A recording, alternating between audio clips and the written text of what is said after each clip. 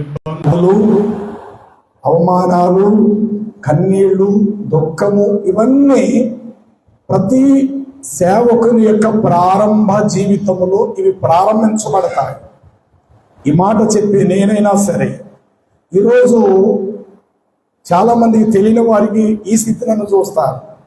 మంచి పొజిషన్లో ఉన్నారు పాస్టర్ గారు, పర్వాలేదు పర్వాలేదు అని. కానీ ఇదే నన్ను ఒక 30 సంవత్సరాల క్రితట నన్ను చూడాలి.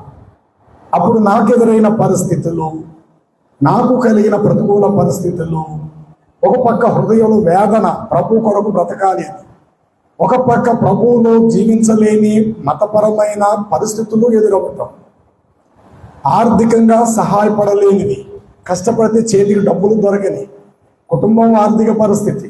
అంటే నాకు వివాహం కాకముందే నేను రక్షించబడ్డా. నా పెళ్లికి ముందే ఒక 3.5-4 సంవత్సరాల మునిపే నేను ఆల్రెడీ బాప్తిజం పొందాను. ఆ పాస్టర్ గారి చేతుల మీదుగానే నాకు వివాహం కూడా జరిగింది, ఒక చిన్న తాటైపాకలు. సరే, అయితే రక్షించబడిన తర్వాత ఆ వ్యక్తిని పరిపూర్ణుడుగా దేవుడు చేయాలి అని అనుకున్నప్పుడు సాధారణంగా ప్రతి ఒక్కరి జీవితంలో శ్రమలు సంభవిస్తాయి. చూడండి, అపోస్తలుడైనటువంటి పౌలు కొరింథీయులకు రాసినటువంటి తన తొలి 2వ పత్రిక 8వ అధ్యాయము 2వ వచనం ఈ మాట ఇట్లా వ్రాయబడినది: ఏలయనగా వారు బహు శ్రమల వలన పరీక్షించబడగా ఆ శ్రమల ద్వారా పరీక్షించబడిన తరువాత అత్యధికముగా వారు సంతోషించిరి.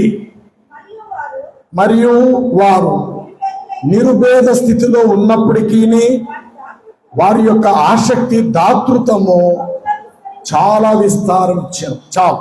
మొదటి మాట, సహోదరులారా, మాసిదోనియా సంఘమునకు అనుగ్రహించబడి ఉన్న దేవుని కృపను గూర్చి మీకు తెలియజేయుచున్నాను.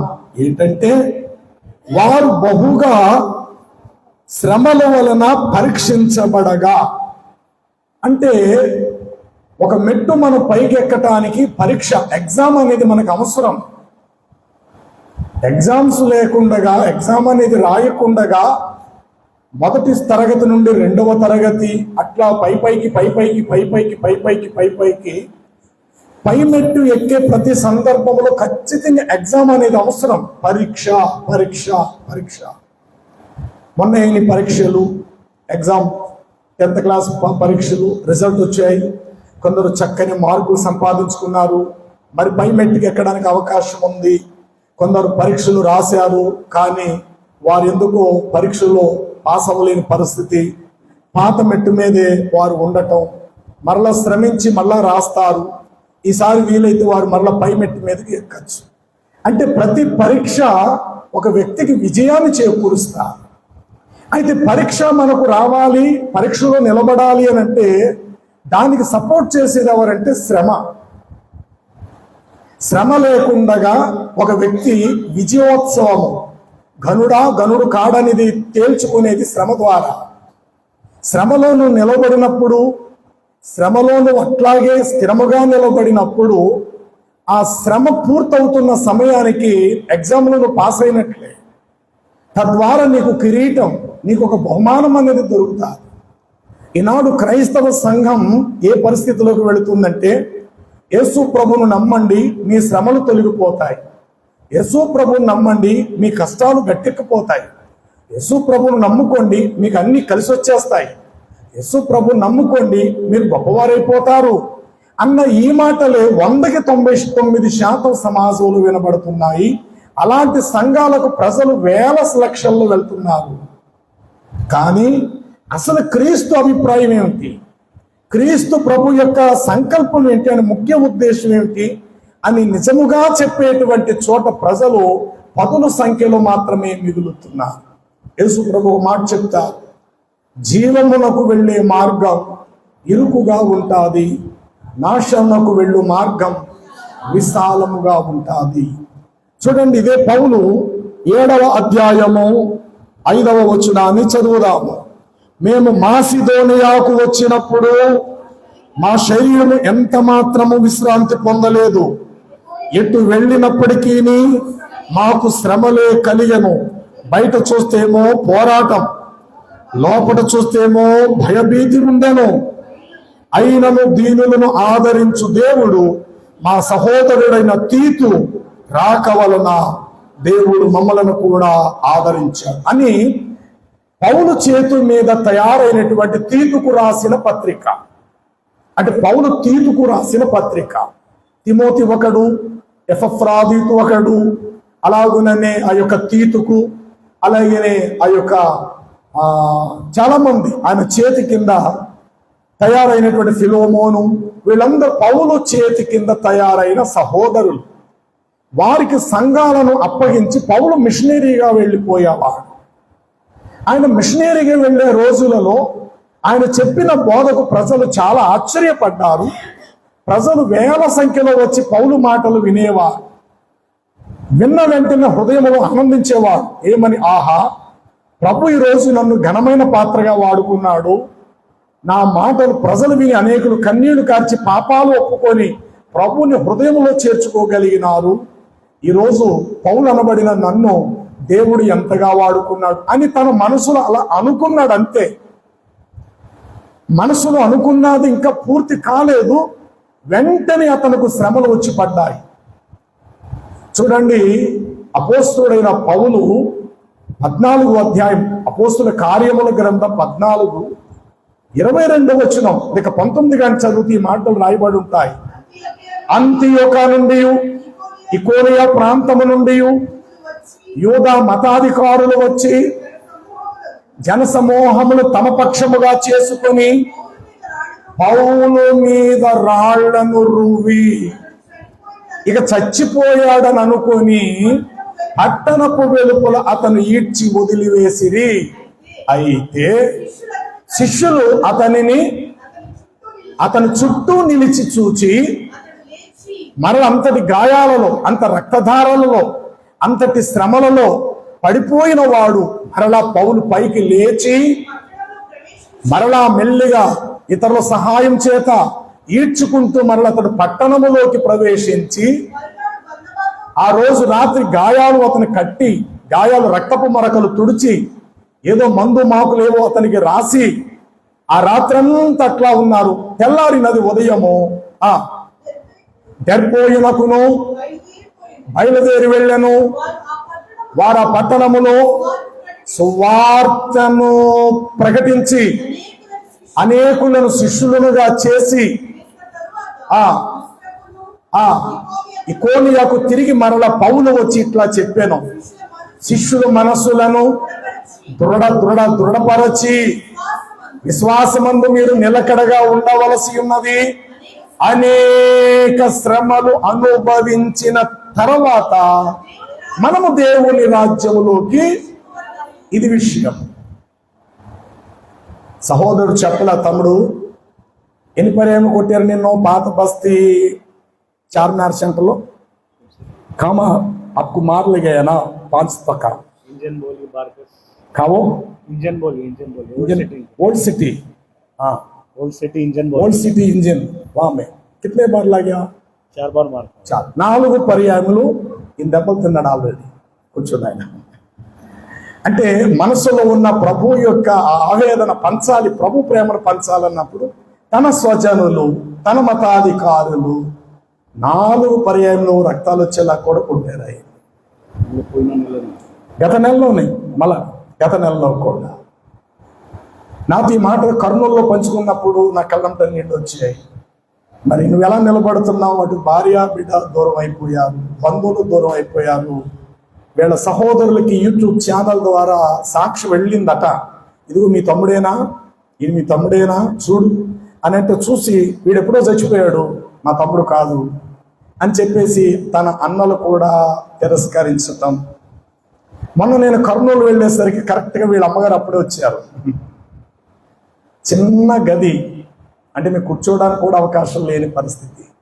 అంటే కోట్ల రూపాయల ఆస్తులు సంపాదించారు, లక్షల కొలది జీతాలు ఇచ్చారు. అడిగా ఇల్లు ఎంత తమ్ముడు అంటే 3,500 రూపాయలు, చిన్న గది. తన తల్లి కొడుకును చూద్దామని వచ్చి ఆ ఇంటిని చూసి కిतना రోజు తక్కలాగే 2-3 తక్క 2 రోజులు మాత్రం. ఎందుకంటే కూర్చోటానికి అక్కడ స్నానం చేయడానికి కూడా అనుకూలం లేక ఒక చిన్న స్థలం తీసుకున్నట్టే ఇల్లు అద్దెకి తీసుకుని అందులోనే ఉంటూ బయట దేవుని పరిచయం చేస్తున్నారు. తల్లి చూసి బాధపడి 2 రోజులు భోజనం వండి పెట్టి, నాయనమ్మ నేను వెళతాను, ఈ ఇంట్లో అయితే నేను ఉండలేను అని ఒక 2 రోజులు తన కొడుకుని చూడడానికి ఆ తల్లి వచ్చి తను అలా వెళ్ళింది. టీముగా మేము కూడా టీముగా వెళ్ళాం ఇంటికి. అమ్మా మళ్ళా వచ్చారమ్మా, సరే తను అన్నారు ఇప్పుడే అమ్మ వెళ్ళారమ్మా, మీరు వచ్చారు కూర్చోండి. కూర్చోడానికి ప్లేస్ కూడా లేదా ఇంట్లో. అయితే తను చెప్తున్నారు గత నెలలో కూడా నాకు ఇలా జరిగిందన్నా, కొట్టారు అని. అంటే ప్రభువులోకి రావటము, ఆ కిరీటము ఎట్లా మనం సంపాదించుకుంటామంటే గొప్ప ద్వారా ఘనత ద్వారా కాదుగాక శ్రమ కొలిమి ద్వారా. ప్రకటన గ్రంథము 7వ అధ్యాయాన్ని మీరు చదివితే ఒక మాట 13వ వచనములో ఇట్లా వ్రాయబడి ఉంటుంది. అంతటా పెద్దలలో ఒకడు నిలిచి, ఇదిగో తెల్లని వస్త్రాలు ధరించుకున్న వీరు ఎవరు, ఎక్కడి నుండి వచ్చారు వీరు అని నేను అడుగగా, అందుకు నేను అయ్యా నీకే తెలియను అని ఆ దూత నాతో చెప్పగా, అతడు ఇలాగు నాకు ఉత్తరం ఇచ్చాను. చెప్పండి ఏటండి, వీరు మహాశ్రమల నుండి వచ్చిన వారై గొర్రె పిల్ల రక్తములో తమ వస్త్రములను ఉతికి వాటిని తెలుపు చేసుకొని ఉన్నారని నాతో చెప్పాను. ఎక్కడి నుంచి వచ్చిన వారటండి వీరందరూ కూడా? మహాశ్రమల నుండి వచ్చిన వారు.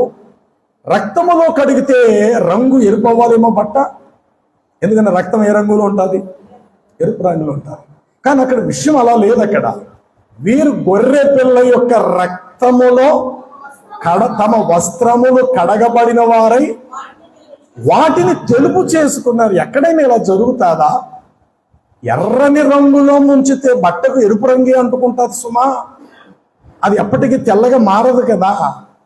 కానీ ఇక్కడ అద్భుతం ఏమిటంటే, ఇక్కడ ఆయన రక్తము ప్రతి పాపము నుండి మనలను కడిగి పవిత్ర చేయు. అది అర్థం. ఎప్పుడైతే పవిత్రత చేయబడ్డామో దేవుని దృష్టిలో మనము తెలుపు చేయబడిన వారం. సమాజంలో ఎప్పుడు కూడా ఎక్కడైనా తెలుపుకు ఒక ప్రత్యేకత ఉంటుంది, తెలుపుకు చాలా ప్రయారిటీ ఉంటుంది, తెలుపుకు చాలా విలువిస్తాను. తెల్లని వస్త్రాలతో ఎక్కడ పడతాడు కూర్చోటానికి ఇష్టపడాలి. అలా కూర్చుంటే ఆ మైలు అంటుకునేది, రంగు మురుకు అంటుకునేది మనకు కాదు, మనము ధరించిన బట్టకే. ఆ తెల్లని వస్త్రం ఎవరో కాదు, నిలువెత్తు ధరించుకున్న మనమే.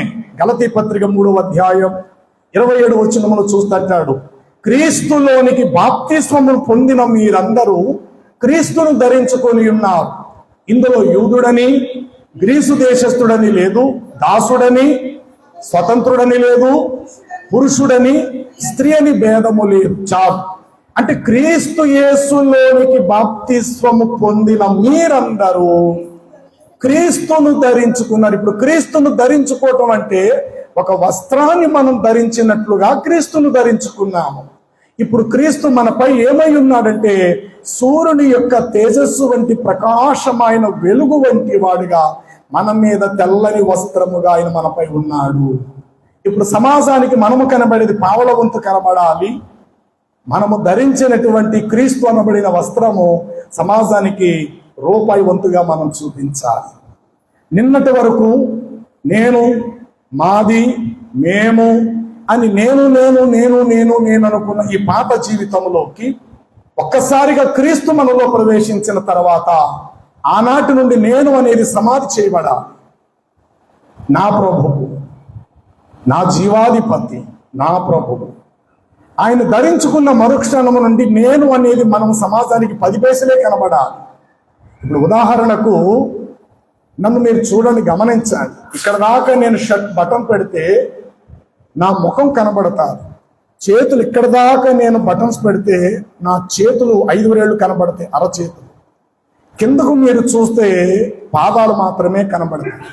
తద్వారా నేను తెలుపా, ఎరుపా, నలుపు రంగా, నేను ఏ రంగులో ఉన్నానది నా ముఖం చూసి, నా చేతులు చూసి, నా పాదాలు చూసి మీరు గుర్తుపట్టచ్చు ఈయన పలానా రంగు గల మనిషి అని.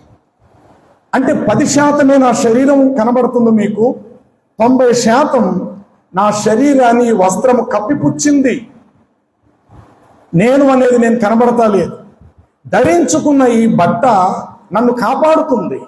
నేనేంటనేది బయటికి కనబడనివ్వకుండా నన్ను మరుగుపరచి కేవలము అరచేతులు, ఒక ముఖము కింద పాదాలు మాత్రమే కనబడతాయి. అంటే రూపాయవంతులు నేను మీకు కనబడేది ఎంత కనబడుతున్నానో బట్ట ధరించడం వలన. అదే బట్ట లేకుండా ఉన్నాం అనుకోండి, ఎవరైనా 100% అందరం దిగంబరులుగానే కనబడతాం, బట్ట లేని వారిగా. బట్ట ధరించాము కాబట్టి ముఖం కనబడుతుంది, చేతులు కనబడుతున్నాయి, కింద పాదాలు. మిగతాదంతా కూడా వస్త్రము మన దేహాన్ని కప్పిపుచ్చినది. అది ఎట్లా సాధ్యమో, క్రీస్తులోనికి బాప్తిస్మము పొందిన మరో క్షణము క్రీస్తును మనం ఏం కలిగి ఉన్నామంటే క్రీస్తుని నిలువెత్తు ధరించుకొని ఉన్నాం. ఇందులో యూదులని, గ్రీసు దేశస్తులని, దాసుడు, స్వతంత్రుడు, స్త్రీ, పురుషుడని భేదమేమి, అందరూ మనుషులమే. క్రీస్తును కలిగిన తర్వాత మనము మనము తెలుపు చేయబడ్డాము. మీరు బిందెడు పాలు ప్రక్కన ఉంచండి, అతి చిన్న సూక్ష్మ, చాలా చిన్న ఒక నల్లని మసిబొగ్గు లాంటి ఒక చిన్న నలుసును పాలల్లో మీరు వేయండి. అంత పెద్ద బిందెడు పాలల్లో కూడా ఒక చిన్న నలుసు చాలా తేటగా కనబడతాది. ఎందుకంత తేటగా నలుసు కనబడుతుందంటే దాని చుట్టూరు ఉన్నదంతా తెల్లటి పాలు. అదే మీరు తారు డబ్బాలో అంత మసిబొగ్గు వేయండి, మీకు కనబడదు. ఎందుకని? మసిబొగ్గు రంగు ఏమిటో తారు రంగు కూడా అదే ఉన్నది. ఈ కారణం చేత మీరు ఇంత మసిబొగ్గు వేయండి, బాబు అందులో కనబడుతుంది, డబ్బు ఏం కనబడుతుంది, మొత్తం అంతా తారేనండి అంట. కానీ ఒక బిందెడు పాలలో మన కంట్లో కనబడేటువంటి, కంటిలో పడే ఒక చిన్న నలుసు లాంటి నల్లని పదార్థం ఉన్న అంతటి పాలు తేటగా చూపిస్తుంది. అనగా క్రీస్తులోకి వచ్చిన తర్వాత ప్రతి చిన్న పొరపాటు కూడా ఇది పొరపాటు అని దేవుడు చెప్తాడు. చిన్న అవిధేయత కూడా ఇది అవిధేయత అని చెప్తాడు. ప్రభువులోకి రాకముందు చాలా పొరపాట్లు, అవి పొరపాట్లు మనకు కనపడవు, సహజంగా మనం భావిస్తాం. మనిషి అన్నాక ఇవి కామన్ అండి, ఇలాగే ఉంటారు అందరూ కూడా, తప్పేటండి, ఇది ఎవరు తప్పు అని చెప్పారండి, సమాజం అంతా ఇలాగే జీవిస్తున్నారు అని అనుకుంటూ మన పొరపాట్లు, మన అవిధేయతలు, మన తప్పిదాలు, మన పాపాలు కామన్గా, ఇది సోషల్, ఇది ఇంతే, ప్రాక్టికల్గా ఇంతే ఇలాగే ఉంటుంది అనుకుంటాం. ప్రభువులోనికి వచ్చిన తర్వాత నువ్వు చూచే చూపులో కూడా దేవుడు పొరపాటును కనిపెడతాడు. నువ్వు మాట్లాడే మాటలో కూడా తప్పిదాన్ని దేవుడు చూపిస్తాడు. ఇంకెప్పుడు అలా మాట్లాడక, అది నీకు తగదు. మీ నోట అపవిత్రమైన మాటలైనను ఉచ్చరింపరాదు, ఇది పరిశుద్ధులకు తగదు అని వ్రాయబడినది. అంటే చూచే చూపులో కూడా దేవుడు నిన్ను హెచ్చరిస్తాడు, మాట్లాడే మాటలో కూడా హెచ్చరిస్తాడు. ఎందుకంటే త్వరలో నువ్వు దేవుని కలుసుకోబోతున్నావు, దేవుడు ఉన్న మహిమలో నువ్వు నేను వెళ్ళబోతున్నాము. కాబట్టి దేవుడు ఎంతటి తెల్లనివాడు లేక పరిశుద్ధుడు, అంతటి తెల్లటి వారిగా, అంతటి పరిశుద్ధత కలిగిన వారిగా మనము కూడా ఉండాలని దేవుని ఉద్దేశం. ఈ కారణము చేతే ప్రతి చిన్న పొరపాటును కూడా దేవుడు ఎత్తి చూపిస్తుంటాడు. అందుకే కీర్తనలు అంటాడు, దేవా నీవు దోషములను కనిపెట్టి చూస్తే అసలు ఎవడు నీ ముందు నిలబడతారు? మనుషులు పెద్ద పెద్ద పాపాలు చేసిన తల్లిదండ్రులు కూడా మనకు కనబడవు. బయట త్రాగేయచ్చు, ఇంటికి వచ్చేటప్పుడు మొహం కడుక్కుని తల్లి ఎదుట పెట్టిన భోజనం తినేస్తే నా కొడుకే, పగలంతా ఎండలో కష్టపడి వచ్చేదమ్మా నా కొడుకు అని అనుకుంటా తప్ప కడుపులో మరో పదార్థం ఉన్న సంగతి తల్లికి కూడా తెలియదు. అంటే మనుషులు ఎదుట నీతిమంతులుగా చలామణి అవ్వటానికి ఎన్నో రకాలుగా మనం కవర్ చేస్తాం. కానీ దేవుడు మనం ఒంటరిగా ఉన్నా చూస్తాడు, 10,000తో మధ్యలో మనం ఉన్నా చూస్తాడు. మనలో ఉన్న చిన్న పొరపాటును కూడా పెద్ద పరిగణములోకే దేవుడు తీసుకుంటాడు. అందుకు దేవుని సంఘానికి మనం వచ్చినప్పుడల్లా వాక్యము చేత మనము సరిచేయబడుతూ వస్తుంటాము. అయితే ప్రియులారా వినండి, నిత్య మహిమకు మనం చేరటానికి మన జీవితానికి పరీక్ష అవసరం. పరీక్షలు విన్నవ్వాలి, పరీక్షలో నువ్వు గెలవాలి, అప్పుడే పై మెట్టుకు ఎక్కుతావు. పరీక్ష నీకు ఎట్లా వస్తుంది? శ్రమల వలన వస్తుంది. కాబట్టి ఇప్పుడు శ్రమలను మనం స్వాగతించాలి తప్ప శ్రమలను తృణీకరించకూడదు. శ్రమలలో 2 రకాల శ్రమలు. ఒకటి, నీ అవిధేయత వల్ల, నీ చేతకానితనం వల్ల, నీ తొందరపాటు వల్ల, నీ ఆవేశము కొలది, నీ మూర్ఖత్వం వలన నువ్వు కొన్ని చేతులారా తెచ్చుకున్న శ్రమలు. దీనికి దేవుడు బాధ్యుడు కాదు. దీనికి దేవుడు బాధ్యుడు కాదు. నీ సొంత నిర్ణయం, నీ సొంత అవిధేయత, నీ సొంత ఆలోచన చేతులారా నువ్వు శ్రమలు పొందొచ్చు. ఇది ఒక రకం. రెండవది, దేవుడు ప్రేమించి తన పక్షంగా దేవుడు వర్షము వలె శ్రమలు నీ మీద కురిపిస్తాడు. ఇది దైవ సంబంధమే. దైవ సంబంధమైన ప్రతిదానికి దేవుడు బాధ్యుడు. నువ్వు చేతులారా తెచ్చుకున్న దానికి నువ్వే బాధ్యురాలు కాదు. ప్రభులోకి రాకముందు కొందరికి 4 లక్షలు అప్పు ఉంటుంది. అది అప్పు తీర్చలేదు. నాలాంటోళ్ళు నీలాంటోళ్ళు చెప్పారమ్మా ప్రభుని నమ్ముకున్నామా మనశ్శాంతి ఉంటుంది. వచ్చారు, ఇటు ఒక కాలేశారు, అటువైపు ఉంటారు, ఇటువైపు ఉంటారు, అటువైపు ఉంటారు. అతి తక్కువ టైంలో 4 లక్షలు 8 లక్షలు అవుతుంది, 8 లక్షలు 16 లక్షలు అవుతారు. కానీ ఎక్కడ తీరదు. తిరిగి వీళ్ళు అంటారు, ప్రభువును నమ్మి బాప్తిజం పొంద 5 ఏళ్ళు అయిందమ్మా, ఆ శ్రమలు ఇంకా అలాగే ఉన్నాయి. దేవుడు ఎక్కడా? ఎందుకు దేవుడు తీర్చాలి? నువ్వు తొందరపాటుగా చేసింది కాబట్టి నువ్వు ఒళ్ళొంచి కష్టపడు, నీ నోరుని కట్టుకో, తినవలసిన వాటిని కొంచెం పక్కన పెట్టు, నీ జల్సాగా ఖర్చులు చేసే వాటిని పక్కన పెట్టు, ఆ డబ్బును వడ్డీ రూపంలోనూ అసలు రూపంలో రుణం చెల్లించు. కానీ ప్రభులోకి వస్తారు కొంతమంది, విధులు మారరు.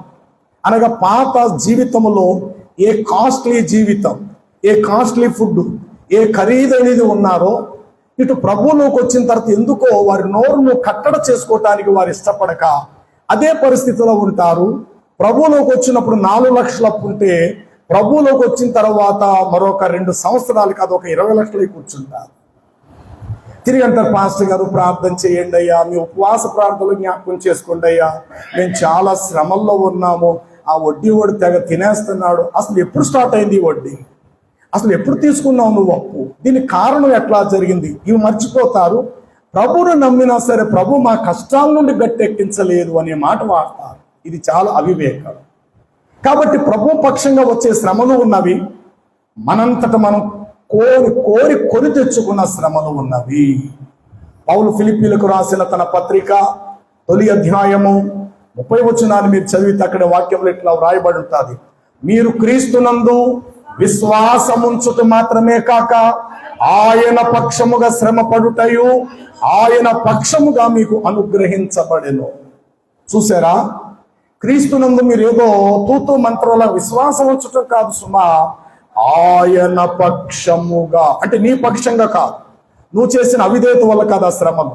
స్వయంగా దేవుడు ప్రేమించి నీకు ఇవ్వాలి శ్రమలు. దేవుడు స్వయంగా ప్రేమించి కష్టం నీకు పెట్టాలి, దేవుడే పెట్టాలి. దేవుడు పెట్టిన శ్రమలో, దేవుడు వేసిన పుటము వేసినటువంటి కొలిమి వంటి శ్రమలలో నీవు పుటము వేయబడితే గనుక ఆ శ్రమలు నీకేం తీసుకొచ్చి పెడతాయంటే పరీక్షలో నిలబడడానికి అవకాశం. ఆ శ్రమ కొలిమిలో నువ్వు నిలబడ్డావా, ఆ పరీక్షలో నువ్వు విజయము సాధిస్తావు. ఇది వాస్తవం, ఇది వాస్తవం. రోమా పత్రికలో అపోస్తలుడైన పౌలు చెప్తాడు, ఆ శ్రమ ఓర్పు పరీక్ష నిరీక్షణ కలుగు చేయనని ఎరిగి శ్రమల యందు మనము అతిశయించెదము, ఏలయనగా ఈ నిరీక్షణ మనలను సిగ్గుపరచదు. చెప్పండి, ఏం చేయదటండి? ఈ శ్రమలు మనలను సిగ్గుపరచవు. ఉన్నదన్నమాట. రోమా పత్రిక 5వ అధ్యాయము చదువుదాము. అంత మాత్రమే కాదు, శ్రమ ఓర్పు తిరిగి పరీక్ష నిరీక్షణను కలుగు చేయదని ఎరిగి శ్రమల యందు మనం ఏం చేయదుమో. ఏమంటే శ్రమల యందు ఎవరిని అతిశయిస్తారా? ఆహా నాకు కాబట్టి వచ్చే శ్రమలు, ఆహా ఓహో నాకు కాబట్టి వచ్చేయండి శ్రమలు అని అన్నవారు లేరు. ఆహా నాకు కాబట్టి వచ్చిందండి ఇల్లు, గవర్నమెంట్ వారు నాకు ఇచ్చారు. ఆహా నాకు కాబట్టి లాటరీలో తగిలిందండి 4 కోట్ల రూపాయల కారు. ఆహా నాకు కాబట్టి వచ్చిందండి. ఇలాగా గొప్పవాటి యందు మనం అతిశయిస్తామేమో కానీ శ్రమల యందు ఎందుకో మనము అతిశయించలేము. కానీ వాక్యం చెప్తుంది, శ్రమల యందు కూడా నువ్వేం చేయాలట? అతిశయించు. ఎందుకంటే ఆ శ్రమల వల్ల నిన్ను పైకి దేవుడు తీసుకురాబోతున్నా. ఆ శ్రమ కొలిమిలో అందుకే అంటాడు, శ్రమ కలగక మునుపు నేను త్రోవ విడిచి నేను తిరిగి తిని దేవా ఇప్పుడు నేను నీ కట్టడలు నేర్చుకుని ఉండునట్లు శ్రమ నుండి ఉండుట నాకు మేలాయును అంటాడు. 67 అంటే 119వ కీర్తన 67 అనుకుంటా, తర్వాత 71, 2 మాటలు దగ్గరలో ఉంటాయి. శ్రమ కలగక మునుపు ఎన్నో వచనం? 67. Okay, continue. శ్రమ కలగక మునుపు నేను త్రోవ విడిచి అంతే, త్రోవ విడిచి తిని లేక త్రోవ విడిచి తిరిగి తిని ఏం లేనప్పుడు శ్రమ కలగక మునుపు. కిందకి 71వ వచనం, నేను ఇప్పుడు నీ కట్టడలు నేర్చుకున్నట్లు శ్రమ పొందియుండుట ఎందుకు మేలు? ఎందుకంటే శ్రమ ద్వారా నీకు ఒక ఎగ్జామ్, ఒక పరీక్ష వస్తుంది. నువ్వు నిలబడతావా, నువ్వు నిలబడలేవా? అందులో ఎప్పుడైతే నిలబడ్డావా, పాస్ అయ్యావా, ఎగ్జామ్లో నిలిచి ఆ ఎగ్జామ్ నువ్వు రాసావా, పై స్థానానికి వెళ్ళే అవకాశం ఉంది. అందుకనే భక్తులైన వారు, అపోస్తులు అనబడిన వారు శ్రమలకే పెద్దపీఠం వేశారు. వారు శ్రమలకు ప్రాధాన్యతనిచ్చారు. ప్రభు పక్షంగా వచ్చే ప్రతి శ్రమను వారు స్వీకరించారు, స్వాగతించారండి. ఏమంటే రోజు నువ్వు కష్టపడితే 1000 రూపాయలు వస్తుంది నువ్వు పనిలో, కానీ ఆ 1000 రూపాయలు కూడా ప్రభు నిమిత్తం నష్టపరుచుకొని ఒక వ్యక్తికి సువార్త పత్రిక పంచిపెట్టడానికి వెళ్ళి ఒక అవమానము, ఒక గాయము నువ్వు పొందావంటే ఆ రోజు నువ్వు 1000 రూపాయలు సంపాదించిన దాని కంటే విలువైన బహుమానం దేవుని యొద్ద నీకు దాచబడిందని నువ్వు నమ్మాలి. కానీ నాడు పరిస్థితి ఎలా ఉంటే తెలుసా? నాయన వస్తున్నావా బాబు ప్రార్థన అంటే, అయ్యగారండి వాళ్ళు నాకు చిన్న పని తగిలిందండి రాలేనండి. ఇదేట్రా బాబు ఉపవాస కోటాలి కదా? అంతే అయ్యగారండి, ముందే చెప్పానండి వెళ్ళాలండి. ఎంత వస్తుంది రోజుకి అంటే? ఖచ్చితంగా వెళ్ళాలి, రోజుకి 1000 రూపాయలు వస్తాయి. అంటే నీ సంపాదన కోసం నువ్వు చూసుకుంటున్నావు, కానీ నీ ఆత్మను నువ్వు నిర్లక్ష్యపరుచుకుంటున్నావు. నీ సంపాదన లేకపోతే నీ రాబడి, నీ సుఖమే చూసుకుంటున్నావు తప్ప ఆ టైంలో నీకు ఇక్కడ దేవుడు అందించబోయే ఒక విలువైన వాక్యానికి నువ్వు దూరమైపోయి నీ ఆత్మకు భంగపరుచుకుంటున్నావు అని చాలా మంది గుర్తించరు. అందుకు ప్రభు పని నిమిత్తము సమస్తము ధారాళముగా పానార్పణముగా పోయబడాలి. అవి ఆస్తులైనా, అంతస్తులైనా, అవి పెద్ద కుటుంబాలైనా, బంధుమిత్రులైనా, స్నేహితులైనా, కావలసిన వారైనా ప్రభు నిమిత్తం ఛేదించుకోవాలి. లోకాన్ని వైరాగ్యముగా నువ్వు ఎంచుకోవాలి. నాకెవ్వరూ లేరు, నేను ఒక్కడినే ప్రభువుకి, ప్రభు నావాడు అన్న పునాది మీద మన జీవితాలు రావాలి. అందరూ నాకు కావాలన్నప్పుడు క్రీస్తుకు మనం దూరం అయిపోతాం. క్రీస్తుకే పదిలంగా మనం కావాలని ఆయన కోరుకున్నప్పుడు దేవుడే కొందరిని మన నుండి దూరపరుస్తాడు, పరిపూర్ణులు చేస్తాడు, మనల్ని ఆయన యందు సిద్ధపరిచేవారిగా చేస్తాడు. కాబట్టి ప్రియులారా, శ్రమలను స్వాగతించేవారుగా ఉండాలే తప్ప శ్రమలను దూరం చేయమని ప్రార్థన చేసేవారు ఎవ్వరు పరిపూర్ణ క్రైస్తవులు కాదు. శ్రమ నుండి దూరపరచు ప్రభువా అని అన్నవారు పరిపూర్ణ క్రైస్తవులు కాదు. నిజమైన క్రైస్తవులైతే, తండ్రి ఎదురైన ఈ శ్రమలో నాకు ఓపిక దయచే, దీనిని భరించే శక్తినివి, దీనిని మోయగలిగే శక్తి నాకు ఇవ్వండి, ఈ శ్రమలో నిలవబడే పాదాలకు నాకు ధైర్యాన్ని, నాకు ఓపిక సామర్థ్యతని ప్రభువా అని ప్రార్థన చేసి ఆ యొక్క శ్రమ కొలిమిలో నిలవబడి ఆ బరువును ఎత్తుకొని జయించి అప్పుడు విజయం సాధించాలి. శ్రమ రాకుండానే దూరం చేసేసే ప్రభువా అంటే ఇంక మన భక్తి ఏముంది? ఆలోచన చెయ్యండి.